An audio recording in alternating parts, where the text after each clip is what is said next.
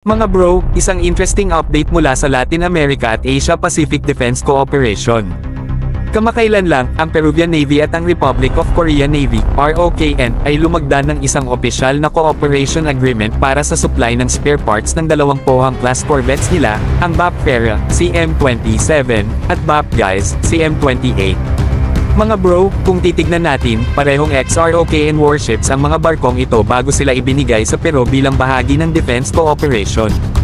Alam naman natin na ang Pohang-class ay matagal ng backbone ng coastal defense ng South Korea, at marami na ring bansa ang nabigyan ng ganitong klase ng corvettes, kabilang na ang Pilipinas na may BRP Conrado Yap PS-39.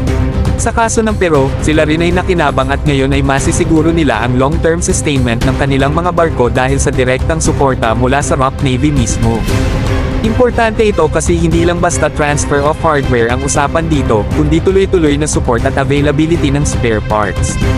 Kung walang ganitong deal, madali sanang magka-problema sa logistics at maintenance ng mga aging platforms. Pero dahil may kasunduan, masisiguro ng Peru Navy na operational at mission ready ang kanilang corvette sa mga susunod pang taon. Para sa atin dito sa Pilipinas, mga bro, may lesson din tayong makukuha.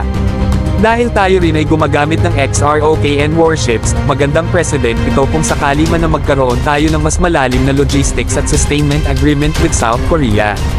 Imagine kung ang BRP Conrado Yap at mga future na Pohang-class o iba pang second-hand Korean ships ay may secured spare parts line directly from ROK Navy, mas magiging reliable sila sa long-term operations.